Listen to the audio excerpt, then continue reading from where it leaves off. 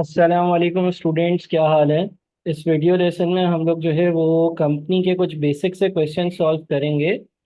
और ये एमसीक्यूज है सारे के सारे कंपनी अकाउंट से रेलेवेंट। कुछ कॉन्सेप्ट्स भी हम रिवाइज कर लेंगे।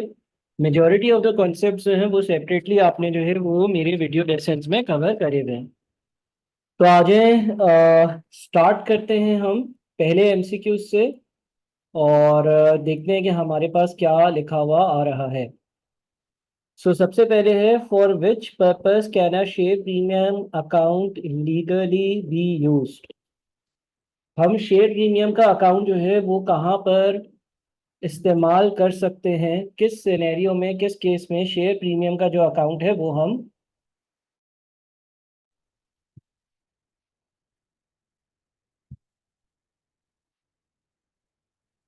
अच्छा जी। तो यहाँ पर आपको कुछ ऑप्शंस दिए हुए हैं। सबसे पहले, to make a rights issue. देखिए, जब हम राइट्स इशू करते हैं तो राइट्स इशू का मतलब ये था कि एग्जिस्टिंग शेयर होल्डर्स को हम दावत देते हैं कि कंपनी के मजीद शेयर्स को सब्सक्राइब करें और उससे हमारे पास पैसा आता है। और पैसा आता है तो बैंक अकाउंट डेबिट और शेयर कैपिटल और शेयर प्रीमियम का अकाउंट क्रेडिट होता है, यानी कि इंक्रीज होता है। यहाँ पर तो सवाल ये है कि कहाँ पर शेयर प्रीमियम के अकाउंट का यूज होगा। फिर लिखा हुआ है टू पे एन ऑर्डिनरी डिविडेंड। अच्छा देखिए, राइट्स इशू की एंट्री क्या होती है, bank account debit, share capital par value से क्रेडिट, और अगर शेयर कैपिटल के ऊपर कुछ अमाउंट है तो शेयर प्रीमियम का अकाउंट जो है ना वो क्रेडिट। जब हम डिविडेंड पे करते हैं तो रिटेन्ड अर्निंग्स का अकाउंट डेबिट होता है। रिटेन्ड अर्निंग्स का अकाउंट डेबिट होता है और डिविडेंड पेएबल या डिविडेंड का अकाउंट जो है वो क्रेडिट होता है। टू रीपे डिपेंचर्स, जब हम डिपेंचर्स की रीपेमेंट करते हैं तो डिपेंचर्स डेबिट और बैंक अकाउंट क्रेडिट होता है। इसका सही आंसर वन का है, to write off preliminary expenses. Preliminary expenses वो एक्सपेंसेस होते हैं जो कंपनी ने फॉर्मेशन पर या कंपनी के स्टार्ट में इनकर होते हैं। कंपनी जब स्टार्ट होती है, जब कंपनी फॉर्म होती है, तब जो एक्सपेंसेस इनकर होते हैं उसको हम प्रीलिमिनरी एक्सपेंसेस कहते हैं।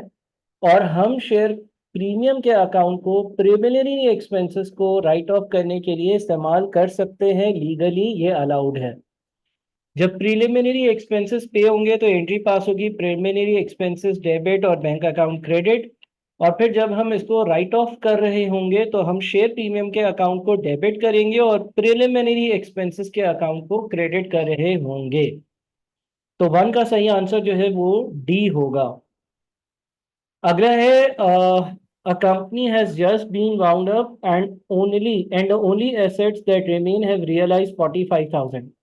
कंपनी जो है वो वाइंड अप हो गई है, कंपनी ने अपने सारे एसेट्स वगैरह सारी चीजें बेच दी हैं, कंपनी बंद हो रही है। सारी चीजें बेचकर कंपनी के हाथ में $45,000 आए हैं। A summary of the companies capital structure shows, capital structure ये शो करता है कि ऑर्डिनरी शेयर्स है 20,000। ऑर्डिनरी शेयर होल्डर्स कंपनी के ट्रू ओनर्स होते हैं। ऑर्डिनरी शेयर होल्डर्स वो होते हैं कि जब कंपनी बंद होती है तो इनको सबसे आखिर में सबको पैसे देकर अगर कुछ पैसे बच जाते हैं तो दिए जाते हैं। Preference shares $40,000, preference share holders जो होते हैं वो कंपनी के ट्रू ओनर्स नहीं होते। इनको पैसे मिलते हैं अगर पहले आपने सारे उधार उतार दिए, उनके बाद प्रेफरेंस शेयर होल्डर्स को पैसे देते हैं और फिर भी कुछ पैसे बच जाते हैं तो ऑर्डिनरी शेयर होल्डर्स को मिलते हैं। फिर लोन स्टॉक है 30,000 का, जिन्होंने मुझे उधार दिया था। How will 45,000 be distributed. 45,000 रुपए जो आपके पास है, सबसे पहले किसी ने लोन दिया है, कोई डिपेंचर है, तो उसको उसके पैसे वापस दे दिए जाएंगे। तो 30,000 रुपए का लोगों ने मुझे उधार दिया था, सबसे पहले 45,000 रुपए जो आए उसमें से 30,000 रुपए मैं वापस कर दूंगा जिनसे मैंने उधार लिया है उन लोगों को। बच जाएंगे 15,000 रुपए। ये जो 15,000 रुपए बच जाएंगे ये मैं अपने प्रेफरेंस शेयर होल्डर्स को दूंगा।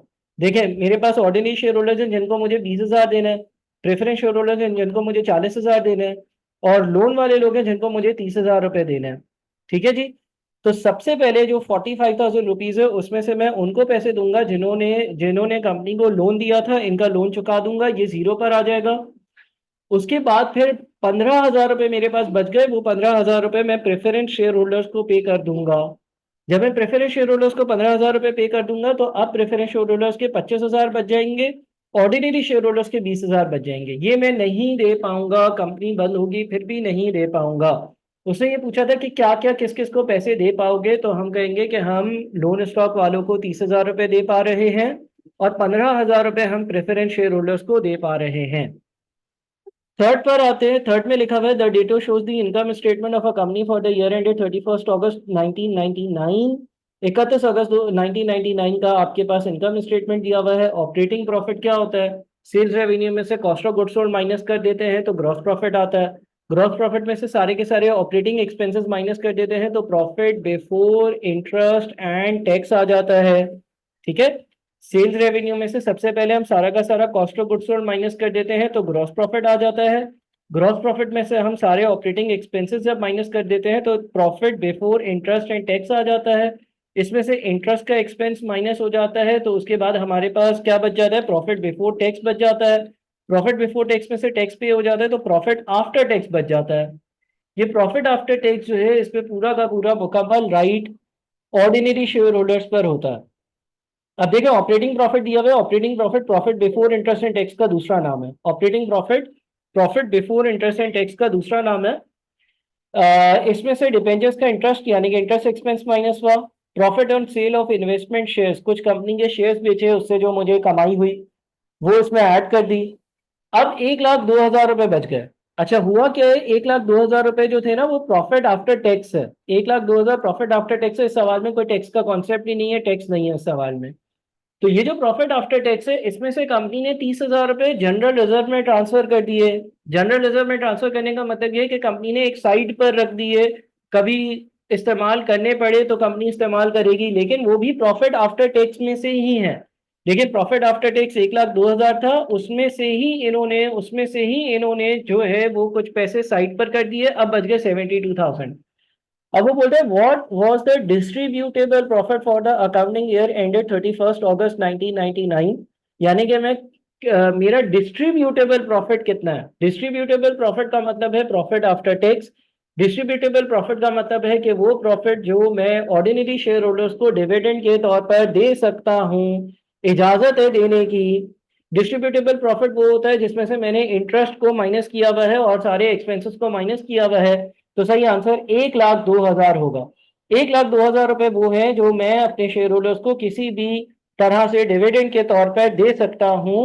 मैंने नहीं दिए वो अलग बात है, लेकिन सवाल ये पूछ रहा था डिस्ट्रीब्यूटेबल प्रॉफिट्स कितने हैं। अच्छा फिर बोल रहे हैं what is the meaning of a companies authorised share capital. मैंने आप लोगों को एक पेज का हैंड आउट दिया है जिसमें हर तरह की चीजों की डेफिनेशन है। ऑथराइज शेयर कैपिटल एक लिमिट होती है, हाईएस्ट वैल्यू होती है जितने रुपए के शेयर्स मैं लोगों को इशू कर सकता हूं। एक तरह से अप्रूव्ड लिमिट होती है कि मैक्सिमम इतना मैं लोगों से पैसा ले सकता हूं कानूनी तौर पर। अब यहाँ पे लिखा हुआ है the maximum amount that it is permitted to borrow, नहीं उधार की तो कोई बात ही नहीं है। The maximum nominal value of shares it is permitted to issue, company को जितना मैक्सिमम शेयर्स की वैल्यू यानी कि पैसे लोगों से ले सकती है ऑर्डिनरी शेयर्स के तौर पर, उसकी जो कानूनी इजाजत ली हुई है उसको हम ऑथराइज शेयर कैपिटल कहते हैं। सी में लिखा हुआ है the nominal value of ordinary and preference share capital in issue, नहीं। और the total of share holders fund, देखें ऑथराइज शेयर कैपिटल क्या हुआ होता है? मैंने भाई गवर्नमेंट से आप समझ लें कानूनी इजाजत ले ली कि मैं लोगों से जो है ना वो 5 लाख रुपए या 50,000 रुपए लूंगा जिससे मैं अपना बिजनेस करूंगा।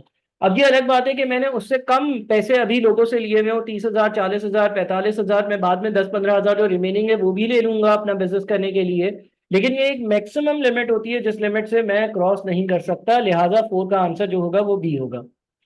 फिर लिखा हुआ है from which of the following do revenue reserve arise. Revenue reserve इसमें से कौन सा होता है? पहली चीज वो बोलता है the issue of new shares by a company, company ने नए शेयर्स इशू करे। जब कंपनी नए शेयर्स इशू करेगी तो क्या होगा? बैंक अकाउंट डेबिट हो जाएगा और शेयर कैपिटल का अकाउंट जो होगा, शेयर कैपिटल का अकाउंट जो होगा वो क्रेडिट हो जाएगा। ये कहलाता है आपका कैपिटल रिजर्व। ये कहलाता है आपका कैपिटल रिजर्व, जो कैपिटल आपने रेज किया है ये कहलाता है आपका कैपिटल रिजर्व, जो आपके पास पैसा आया है। ठीक है। अगली चीज है the revaluation of non current assets. Non current assets की रीवैल्यूएशन का क्या मतलब होता है? देखिए आपकी जो बुक्स होती हैं, आपके जो अकाउंट्स होते हैं उसमें नॉन करंट एसेट्स आ रहे होते हैं। मिसाल के तौर पे नॉन करंट एसेट में एक मशीन आ रही है और वो मशीन जो है ना उसकी वैल्यू आ रही है 50,000। ठीक है। अब आपने इसकी रीवैल्यूएशन करी। रीवैल्यूएशन का कॉन्सेप्ट ये है कि लेट से आपने मार्केट में ये देखा कि जो मेरी बुक्स में नेट बुक वैल्यू पे 50,000 की मशीन आ रही है, वो मार्केट में कितने की है? मुझे पता चला कि मार्केट में इस मशीन की वैल्यू 60,000 है। और मैं अगर रीवैल्यूएशन इस मशीन की करता हूं तो मैं डबल एंट्री पास करता हूं, मशीन का अकाउंट डेबिट 10,000 से, और एक रिजर्व क्रिएट करता हूं जिसको हम नाम देते हैं रीवैल्यूएशन रिजर्व 10,000। ये एक तरह से अनरियलाइज गेन होता है। देखें, आपके बुक्स में जो मशीन आ रही होगी वो नेट बुक वैल्यू पर आ रही होगी, उसमें आपने कॉस्ट में से एक्यूमुलेटेड डेप्रिसिएशन को माइनस किया हुआ होगा और एक वैल्यू आ रही होगी, मान लो 50,000। आपने बाजार में देखा कि इसकी वैल्यू कितनी है, एक जो छोटी सी एग्जांपल ले रहा हूं, तो आपको पता चला कि भाई इसकी वैल्यू जो है वो 60,000 चल रही है, 50,000 नहीं चल रही। तो आप अपनी बुक्स में मशीन की वैल्यू 50,000 से 60,000 पे ले जाओगे, मशीन के अकाउंट को 10,000 से डेबिट करोगे, और जितने से मशीन का अकाउंट डेबिट किया है उतने से ही रिवैल्यूएशन रिजर्व को क्रेडिट भी कर दोगे। ठीक है? तो मशीन अगले साल की बैलेंस शीट में, या जब इसको अकाउंट फॉर कर लोगे इस चेंज को, तो वो 50,000 पे नहीं बल्कि 50,000 प्लस 10,000 यानी कि 60,000 पर शो हो रही होगी। और आपके पास एक रिजर्व आ रहा होगा, आपके पास एक रिजर्व शो हो रहा होगा जिसका नाम होगा रीवैल्यूएशन रिजर्व, और वो आ रहा होगा 10,000 का। ये रीवैल्यूएशन रिजर्व भी कैपिटल रिजर्व होता है। रेवेन्यू रिजर्व और कैपिटल रिजर्व के बीच में क्या डिफरेंस है उसके लिए मैंने एक हैंडआउट दिया है, अगर नहीं है तो आप मुझसे मांग सकते हैं, उस हैंडआउट में उसकी डेफिनेशन मौजूद है। ये भी आपका कैपिटल रिजर्व होता है, ये भी आपका कैपिटल रिजर्व होता है। अच्छा, उसके बाद the share premium received on shares issued by the company, company ने कोई शेयर्स इशू करे और उसकी वजह से कोई शेयर प्रीमियम मिला, यानी कि बैंक डेबिट हुआ, शेयर कैपिटल भी क्रेडिट हुआ, और शेयर प्रीमियम का अकाउंट भी क्रेडिट हुआ। अच्छा, शेयर प्रीमियम का अकाउंट क्रेडिट तब होता है जब पार वैल्यू से ज्यादा वैल्यू पर शेयर्स कंपनी इशू कर रही होती है। जब पार वैल्यू से ज्यादा वैल्यू पर कंपनी शेयर्स इशू करती है तो शेयर प्रीमियम का अकाउंट भी क्रेडिट होता है, ये भी आपका कैपिटल रिजर्व होता है। ये भी आपका कैपिटल रिजर्व होता है। ठीक है जी। अच्छा, the trading activities of a company, company ने ट्रेडिंग करी, खरीदो फरोख्त करी, sales less cost of goods sold less operating expenses, और उसके बाद जो प्रॉफिट बच गया वो आपका रेवेन्यू रिजर्व है, उससे आप डिविडेंड दे सकते हो। तो 5 का आंसर होगा डी। उसके बाद 6 है, a cash budget shows that a company will exceed it's overdraft limit, which item of expenditure should the directors consider delaying. Company जो है उसका कैश बजट, यानी कि कंपनी ने फ्यूचर का कैश बजट देखा कि भाई कब हमें कितने पैसे चाहिए होंगे और कितनी पेमेंट्स करनी होंगी। तो हमें पता चला कि नियर फ्यूचर में ऐसा होगा कि पैसे ज्यादा चाहिए होंगे और पैसे अवेलेबल कम होंगे, ओवरड्राफ्ट की लिमिट एक्सीड हो जाएगी, जितना हमने बैंक ने हमें एक लिमिट दी है कि इतना आप जो है वो मजीद लोन ले सकते हो या मजीद जो है वो ओवरड्राफ्ट की फाइनेंसिंग करवा सकते हो, वो क्रॉस हो जाएगी, तो मुझे अपने खर्चे कम करने हैं। इसमें से कौन सा खर्चा हम कम कर सकते हैं? नंबर 1, डिपेंचर इंटरेस्ट, डिपेंचर्स पर इंटरेस्ट देना जो है वो जरूरी होता है। वो डिपेंचर्स जब हम इशू करते हैं तो उसके अगेंस्ट इंटरेस्ट जो है वो डिले नहीं कर सकते हैं। अच्छा, सी में देखें रेंट एंड डेट्स है और डी में टैक्सेशन है। टैक्स देना भी जरूरी होता है और रेंट एंड डेट्स भी एक तरह के टैक्स होते हैं जिसको हम डिले नहीं कर सकते। डिविडेंड्स को हम डिले कर सकते हैं क्योंकि डिविडेंड तब दिए जाते हैं जब कंपनी के पास प्रॉफिट्स अवेलेबल होते हैं। अगर कंपनी के पास प्रॉफिट्स अवेलेबल नहीं होते तो डिविडेंड्स को डिले करा जा सकता है। तो 6 का आंसर डी होगा। 7 पर चलते हैं, लिखा हुआ है a company setup with an authorise share capital of 3 million. अभी हमने पढ़ा ऑथराइज शेयर कैपिटल का मतलब ये है कि मैक्सिमम इतने रुपए के हम शेयर इशू कर सकते हैं। It plans to purchase immediately a factory with 1 million, company को इमीडिएटली एक फैक्ट्री चाहिए होगी 1 मिलियन की। प्रीलिमिनरी एक्सपेंसेस विल बी 100,000 ये प्रीलिमिनरी एक्सपेंसेस होंगे, कंपनी जब सेटअप होगी तब के जो एक्सपेंसेस हैं वो। And immediate requirement for working capital will be 800,000, यानी कि कंपनी को स्टॉक इन्वेंट्री डेटर्स के लिए जो पैसे चाहिए होंगे, कंपनी को डे टू डे अपनी रनिंग के लिए जो पैसे चाहिए होंगे वो 8 लाख रुपए हैं। It will also require new equipment costing 600,000 in 12 months time, और कंपनी को आज से 12 महीनों बाद 6 लाख रुपए की एक इक्विपमेंट की जरूरत होगी। What is the minimum amount the company needs to raise now, अभी कम से कम कितना पैसा चाहिए? देखिए, कम से कम अभी 1 मिलियन रुपए फैक्ट्री खरीदने के लिए तो चाहिए ही चाहिए, उसको हम डिले नहीं कर सकते, फैक्ट्री हमें अभी के अभी खरीदनी है। आज के जो प्रिलिमिनरी एक्सपेंसेस है वो भी करने हैं, उसके लिए भी पैसा चाहिए। और वर्किंग कैपिटल, करंट एसेट्स और करंट स्टॉक वगैरह में इन्वेस्टमेंट होती है, उसके लिए भी पैसा मुझे आज चाहिए होगा ताकि मैं बिजनेस कंडक्ट कर सकूं। लिहाजा ये तीनों पैसे मुझे आज चाहिए, लेकिन इक्विपमेंट जो आज से 12 महीने बाद 6 लाख का चाहिए उसके पैसे अगर आज ना भी हो तो कोई मसला नहीं है। लिहाजा आंसर 1.9 मिलियन होगा। 7 का आंसर बी होगा। 8 पर आते हैं, company has issued non cumulative preference shares and ordinary shares which statement is true. अच्छा, नॉन क्यूमुलेटिव प्रेफरेंस शेयर्स क्या होते हैं? प्रेफरेंस शेयर्स जो है उसकी दो टाइप्स हैं। प्रेफरेंस शेयर्स में एक होते हैं क्यूमुलेटिव प्रेफरेंस शेयर्स, और एक होते हैं नॉन क्यूमुलेटिव प्रेफरेंस शेयर्स। ठीक है जी। अच्छा जी सर, इसको जरा समझा दें। देखिए, लेट से अगर हम क्यूमुलेटिव प्रेफरेंस शेयर्स की बात करते हैं तो क्यूमुलेटिव प्रेफरेंस शेयर्स में ये होता है कि अगर किसी साल इन प्रेफरेंस शेयर होल्डर्स को डिविडेंड नहीं दिया तो अगले साल इस साल का डिविडेंड भी देना पड़ेगा और उससे अगले साल का डिविडेंड भी देना पड़ेगा। नॉन क्यूमुलेटिव वो होते हैं कि जिसमें अगर डिविडेंड नहीं दिया तो फिर अगली बार डिविडेंड देने की जरूरत नहीं है। मिसाल के तौर पर एक कंपनी के पास प्रेफरेंस शेयर्स है जिसकी वैल्यू है $10,000 और ये 5% वाले प्रेफरेंस शेयर्स हैं, यानी कि इनको 5% रिटर्न देना है। तो 10,000 का 5% क्या बनता है? 10,000 का 5% बन जाता है 500। अच्छा, लेट से साल 2020 है और साल 2021 है, और साल 2020 और 21 के कंपनी के पास जो प्रॉफिट्स थे ना, जो जिससे ये आपने प्रेफरेंस शेयर होल्डर्स को रिटर्न पे करना है, साल 2020 में कुछ भी नहीं था, ₹0 थे। साल 2021 में 1,500 रुपए थे। अब अगर ऑप्शन नंबर 1, अगर क्यूमुलेटिव प्रेफरेंस शेयर्स होंगे, अगर क्यूमुलेटिव प्रेफरेंस शेयर्स होंगे तो 2020 में क्योंकि प्रॉफिट नहीं है तो इनको 500 रुपए मिले नहीं होंगे। लेकिन 2021 आएगा तो ये बोलेंगे कि हमें 2020 के 500 भी दो और 2021 वाले साल के भी 500 दो। हमें साल 2020 के भी 500 दो और साल 2021 के भी 500 रुपए दो, दोनों सालों के पैसे दो। अच्छा, नॉन क्यूमुलेटिव प्रेफरेंस शेयर्स होंगे। अगर नॉन क्यूमुलेटिव प्रेफरेंस शेयर्स होते तो क्या होता? नॉन क्यूमुलेटिव प्रेफरेंस शेयर्स होते तो भी 2020 में तो डिविडेंड नहीं मिला होता क्योंकि प्रॉफिट्स ही नहीं थे। लेकिन 2021 में वो अब मुझसे पिछले साल के 500 नहीं मांगते, वो बात बोलते इसी साल के 500 दे दो। अब यहाँ पे लिखा हुआ है which statement is true. A में लिखा हुआ है if preference share dividend is paid it is carried forward to a future year. Sorry, if no, अगर किसी साल मैंने प्रेफरेंस शेयर्स को डिविडेंड नहीं दिया होगा तो अगले साल मुझे डबल डिविडेंड देना पड़ेगा। क्या ये बात सही है? ये बात सही नहीं है क्योंकि ये डेफिनेशन तो किसकी है? ये डेफिनेशन हमारे पास क्यूमुलेटिव प्रेफरेंस शेयर्स की डेफिनेशन है। अच्छा, बी में लिखा है preference share holders always get ए डिविडेंड। जरूरी नहीं है, प्रॉफिट नहीं तो डिविडेंड नहीं। आपके सामने मैंने एग्जांपल करी। Preference share holders and ordinary share holders always get A dividend. नहीं, ऑर्डिनरी शेयर होल्डर्स को तो डिविडेंड तब दिया जाता है जब कंपनी के पास प्रॉफिट हो, नहीं होगा तो नहीं दिया जाएगा। डी में लिखा हुआ है preference share holders may get a dividend. Preference share holders को शायद डिविडेंड मिलेगा, शायद नहीं मिलेगा। बिल्कुल ऐसा ही है क्योंकि ये नॉन क्यूमुलेटिव प्रेफरेंस शेयर्स की बात कर रहा है। 9 पर आते हैं the diagram represents the capital and revenue and reserves of a company before a dividend is proposed. The total of the capital and reserves is 1.1 million. अच्छा, उसमें से लिखा हुआ है 1.1 मिलियन में से ऑर्डिनरी शेयर्स कितने हैं? 40% है। ठीक है।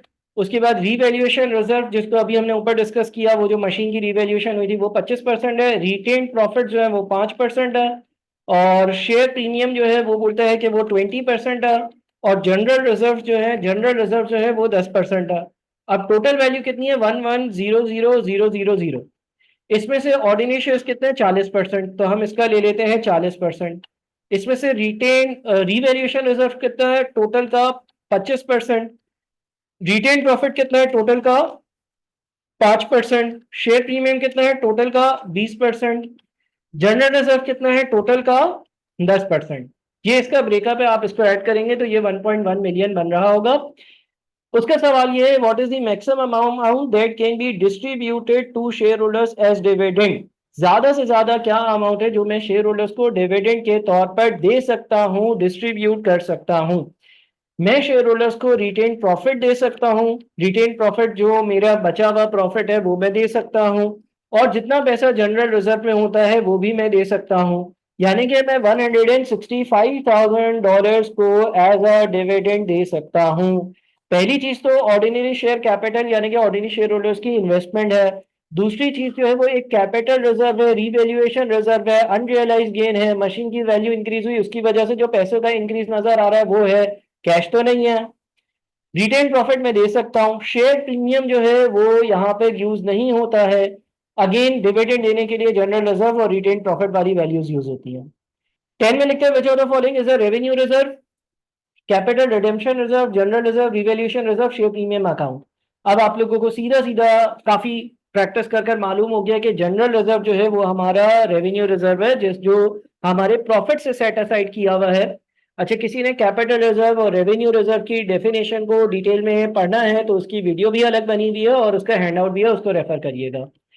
11 में लिखता है विच of the following statements is not true, इसमें से कौन सा स्टेटमेंट सही नहीं है, ट्रू नहीं है, दुरुस्त नहीं है, गलत है। ए में लिखता है share must have a face value, बिल्कुल हर शेयर की एक पार, एक नॉमिनल या फेस वैल्यू होती है। Authorised share capital is higher और the same as issued share capital. Issued share capital यानी कि जितना पैसा लोगों से लिया है, ऑथराइज्ड शेयर कैपिटल जितना ले सकता हूं। तो जितना पैसा ले सकता हूं और जितना पैसा लिया है, या तो ये दोनों बराबर होंगे या तो ऑथराइज्ड शेयर कैपिटल ज्यादा होगा। मिसाल के तौर पे मैंने लीगली $50,000 लोगों से लेने की इजाजत दी हुई है, लेकिन मैंने लोगों से 40,000 लिया है। $50,000 लोगों से लेने की इजाजत ली हुई है और 50 के 50,000 लिए हुए हैं, लेकिन 50,000 लोगों से लेने की इजाजत ली हुई है और 60,000 लिया हुआ है। इशूड शेयर कैपिटल 60,000 है, ऐसा नहीं हो सकता। ठीक है जी। तो authorised share capital is higher और the same as issued share capital, ये बात भी सही है। Shares can be issued at premium, shares अपनी पार वैल्यू या फेस वैल्यू से ज्यादा पे इशू हो सकता है। There are only two classes of share capital, share capital सिर्फ दो तरह का होता है, नहीं ऐसा नहीं है, बहुत सारी क्लासेस होती हैं शेयर कैपिटल की। प्रेफरेंस शेयर्स भी होते हैं, ऑर्डिनरी शेयर्स भी होते हैं, ऑर्डिनरी शेयर्स में भी class A, class B, class C अलग तरह के शेयर्स इशू हो सकते हैं। तो डी इसका आंसर होगा। अच्छा, 11 के बाद 12, what type of capital must all limited companies have. Convertible owner stock, convertible owner stock वो उधार होता है जो बाद में इक्विटी में कन्वर्ट हो सकता है। डिपेंचर्स उधार, ऑर्डिनरी शेयर्स और प्रेफरेंस शेयर्स, तो हर कंपनी के ऑर्डिनरी शेयर्स तो होते ही होते हैं। प्रेफरेंस शेयर्स किसी किसी कंपनी के होते हैं, डिपेंचर्स किसी किसी कंपनी के होते हैं, कन्वर्टेबल ओनर स्टॉक किसी किसी कंपनी के होते हैं। जरूरी नहीं है कि हर कंपनी के हो, जरूरी नहीं है कि हर कंपनी के नहीं हो। तो ये जो बाकी तीन चीजें हैं, ये शायद हो शायद ना हो, अगेन इसकी डेफिनेशन जरूर पढ़िएगा। Which is not a source of long term finance, long term finance यानी कि अगर मुझे लंबे अरसे के लिए पैसा चाहिए हो, अगर मुझे बहुत लंबे अरसे के लिए पैसा चाहिए हो, अगर मुझे बहुत लंबे अरसे के लिए पैसा चाहिए हो, तो इसमें से कौन सी चीज ऐसी नहीं है जो लंबे अरसे तक मुझे फाइनेंसिंग करती है। इसका आंसर 13 का ए होगा। बैंक ओवरड्राफ्ट क्या होता है? बैंक ओवरड्राफ्ट जब मुझे शॉर्ट टर्म छोटा मोटा पैसा चाहिए होता है, थोड़ी देर के लिए पैसा चाहिए होता है, थोड़े टाइम के लिए पैसा चाहिए होता है, तो बैंक जो छोटी मोटी फैसिलिटी दे देता है उसको हम बैंक ओवरड्राफ्ट कहते हैं। डिबेंचर्स क्या होता है? अगर मुझे लंबे अरसे के लिए पैसा चाहिए तो मैं डिबेंचर्स इशू करता हूँ और उसकी रीपेमेंट जो है 3, 4, 5, 10 साल, 6 साल, 4 साल, 2 साल पर हो सकती है। ऑर्डिनरी शेयर्स मैंने इशू करे हुए हैं, कंपनी में लोगों ने लंबे अरसे तक इक्विटी फाइनेंसिंग करी हुई है, और प्रेफरेंस शेयर्स भी एक तरह के शेयर्स हैं। Which of the following is a realised gain. Realised gain का मतलब ये होता है कि जिसके अगेंस्ट मुझे पैसे मिल भी गए हों। और surplus on revaluation of trade investments to current market value. देखिए, अभी आपने रिवैल्यूएशन रिजर्व का एक कॉन्सेप्ट पढ़ा था, अगर मैं डबल एंट्री उसकी रिपीट करूं, यहाँ पर मशीन डेबिट 10,000 रुपए, रिवैल्यूएशन रिजर्व डेबिट 10,000 रुपए। देखें, आपके पास एक मशीन थी, आपके पास एक मशीन थी, आपकी बुक्स में उसकी वैल्यू 50,000 रुपए आ रही थी, आपकी बुक्स में उसकी वैल्यू 50,000 रुपए आ रही थी। आपने ये देखा कि मार्केट में उसकी वैल्यू 60,000 है।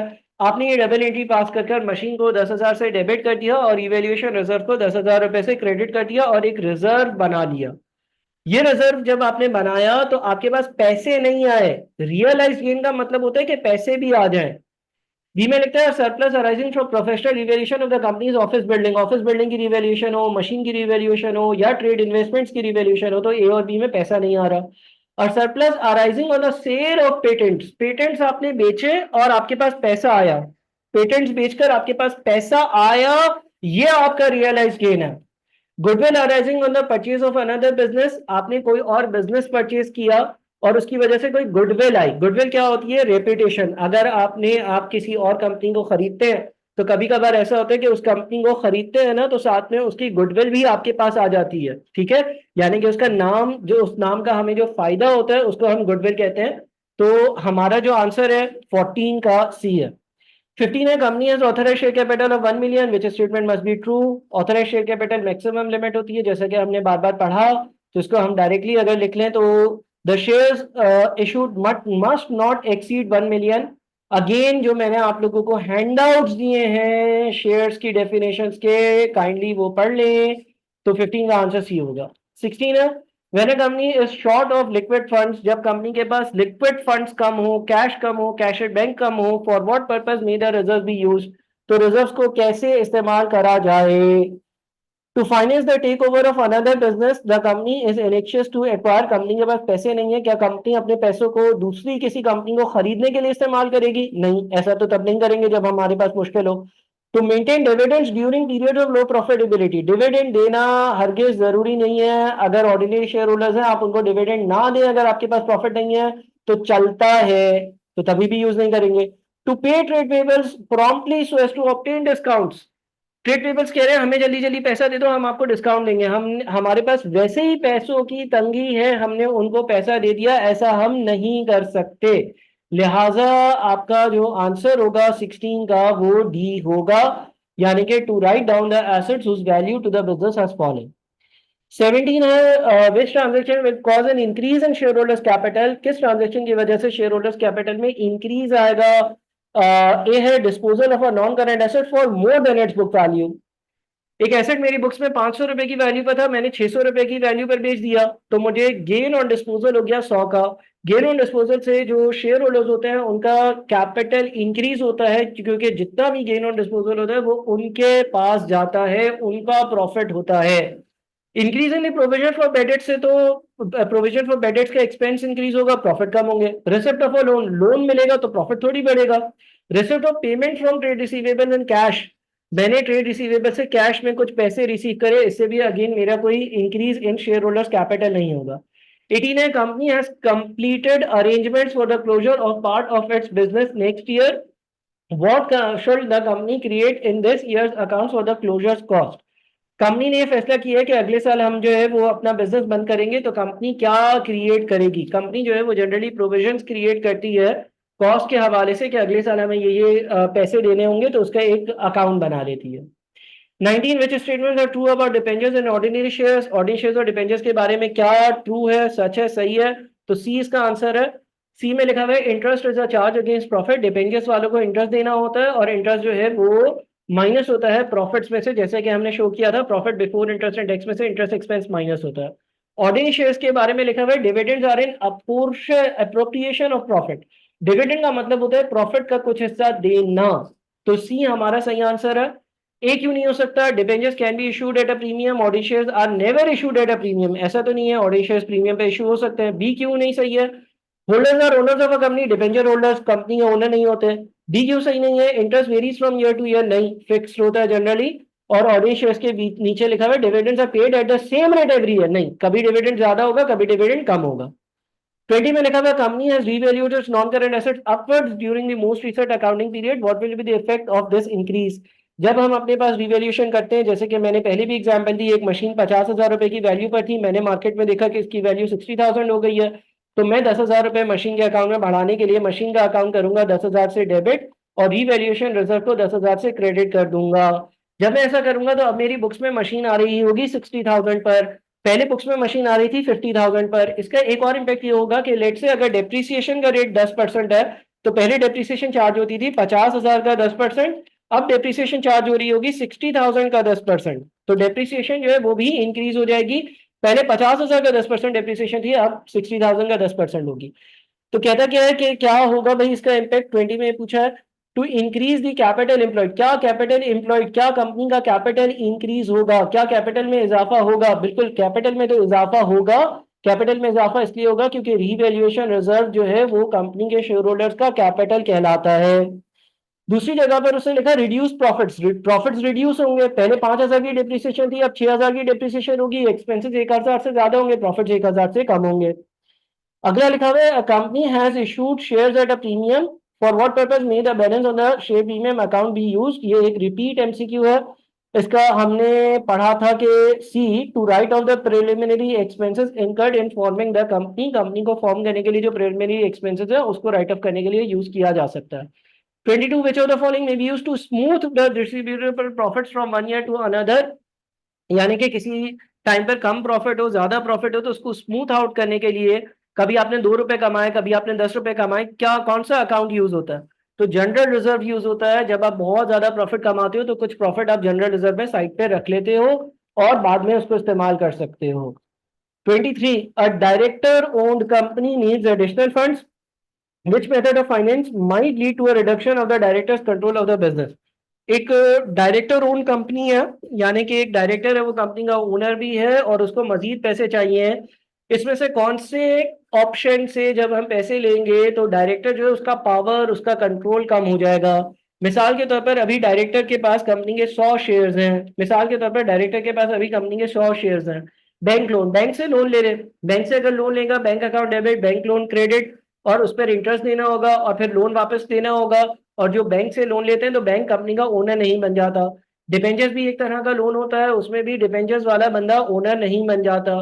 ऑर्डिनरी शेयर्स इशू, अगर ऑर्डिनरी शेयर्स इशू होंगे तो जिस नए बंदे को शेयर्स दूंगा उसको भी कंपनी का ओनर बनाना पड़ेगा। मिसाल के तौर पर अभी कंपनी के 100 शेयर्स हैं और एक डायरेक्टर है, उसके पास 100% कंट्रोल है। मैंने पैसे मजीद लेने के लिए किसी को कंपनी के मजीद 60 शेयर्स दिए, तो अब कंपनी के 100 शेयर्स नहीं रहे, बल्कि अब कंपनी में 100 शेयर्स डायरेक्टर्स के पास है, 60 शेयर्स किसी और बंदे के पास है, टोटल 160 शेयर्स है। डायरेक्टर का पावर कितना हो गया? 100 डिवाइडेड बाई 160, और दूसरे लोगों का पावर हो गया 60 डिवाइडेड बाई 160, यानी कि डायरेक्टर का पावर रिड्यूस होकर 62.5% पर चला गया और उन लोगों का पावर 37.5% हो गया। तो सी इसका आंसर होगा। 24, how should goodwill be treated by a limited company? Goodwill क्या होता है? गुडविल एक इंटेंजिबल एसेट है। जब तक कोई आप नामी ग्रामी कंपनी खरीदते हो तो उसकी रेपुटेशन की वजह से जो आपको फायदा होता है वो गुडविल होता है। आपकी बुक्स में इसको as a non current asset book किया जाता है। तो 24 का आंसर देखते हैं। 24 में आपके पास जो सही आंसर है वो सी है। Purchase goodwill is shown in the balance sheet and return of over it's useful life. जब आपके पास कोई गुडविल, आप कोई बिजनेस परचेज करते हो तो नॉन करंट एसेट्स में आप गुडविल लिखते हो, और फिर गुडविल को जो है ना, लेट से 500 रुपए की over a period of 5 year, 6 year, 7 years right of करते हो। जिस तरह से हम डेप्रिसिएशन चार्ज करते हैं ना, जिस तरह से अगर एक एसेट हो 500 का और उसकी यूजफुल लाइफ हो 5 साल, तो 500 डिवाइडेड बाय 5 यानी कि 100 रुपए, 100 रुपए, 100 रुपए, 100 रुपए, 5 साल तक डेप्रिसिएशन चार्ज करेंगे। इसी तरह से गुडविल को एमोटाइज करा जाता है। 25, the company has issued share capital of 200,000, 6% cumulative preference shares of $1 each fully paid and 800,000 ordinary shares of $1 fully paid, assuming that the company earns no profits in the year, which statement is correct? Cumulative preference shares है, 2 लाख रुपए वाले cumulative preference shares हैं, यानी कि इनको बोला हुआ है कि हम 2 लाख का 6%, 2 लाख का 6%, आपको 2 लाख का 6% डिविडेंड देंगे। और अगर किसी साल हमारे पास प्रॉफिट्स नहीं रहे और हम डिविडेंड नहीं दे सके तो इस साल का डिविडेंड भी हम अगले साल देंगे। तो इसका सही आंसर क्या होगा? 25 का सही आंसर होगा C. The unpaid preference dividend is carried forward to a future year. अगर किसी साल डिविडेंड नहीं दे सके तो अगले साल हमें 12 के बजाय 24,000 देने होंगे। ये हमने अभी अभी पढ़ा था। 26, the following items appear in a statement of financial position. How many of these are provisions and how many are reserves? An estimate of a liability in a court case, the outcome of which is uncertain. Company पे किसी ने case किया हुआ है और company को नहीं पता कि उसके अगेंस्ट पेनल्टी देनी होगी नहीं, और अगर पेनल्टी देनी होगी तो कितनी देनी होगी ये भी नहीं पता। इसके अगेंस्ट कंपनी ने एक प्रोविजन बनाई हुई है। ऐसी प्रोविजन जो है वो हमारे लिए, मतलब हम बनाते हैं अनफोर्सीन, हम कहते हैं कि भाई कोई केस चल रहा है उसकी एक प्रोविजन बना दो, यानी कि आप एक्सपेंस डेबिट और प्रोविजन का अकाउंट क्रेडिट करते हो तो ये प्रोविजन कहलाती है। An unrealised surplus from the revaluation of a non current asset, ये वही वाली बात आ गई, मशीन डेबिट और रीवैल्यूएशन रिजर्व क्रेडिट, ये प्रोविजन नहीं है, ये रिजर्व है। तो 1 प्रोविजन है, 2 रिजर्व है। थर्ड क्या है? एक्यूमुलेटेड डेप्रिसिएशन प्रोविजन होती है। फोर्थ क्या है? An estimate of a future loss arising from bad debts, provision for doubtful debts provision है। तो 3 प्रोविजन है और एक रिजर्व है, यानी कि सी आंसर होगा। 27 है, which shares are entitled to have arrear of dividends carried forward to future years? Cumulative preference shares। Cumulative preference shareholders को अगर किसी साल डिविडेंड नहीं दिया हो तो अगले साल डबल डिविडेंड देना होता है। 28 है, the profit of Bront Limited are as follows। 2013 में कोई भी प्रॉफिट नहीं था, 2014 में 60,000 का प्रॉफिट था। Bront Limited has been issued 200,000 5% preference shares of $1 each. What is the profit available for distribution to ordinary shareholders for the year ended 31st December 2014? If the preference shares are cumulative or non-cumulative। देखिए, preference share holders का एक साल का dividend कितना बनता है? 2 लाख का 5% ले लें आप। 2 लाख का 5% कितना बनता है? 2 लाख का 5% 10,000 बनता है। अगर अगर अगर क्यूमुलेटिव प्रेफरेंस शेयर्स होंगे, क्यूमुलेटिव प्रेफरेंस शेयर होंगे तो साल 2013 में तो कंपनी ने कोई प्रॉफिट नहीं कमाया, इनको कोई डिविडेंड नहीं मिला होगा। लेकिन 2014 में कंपनी ने 60,000 का प्रॉफिट कमाया।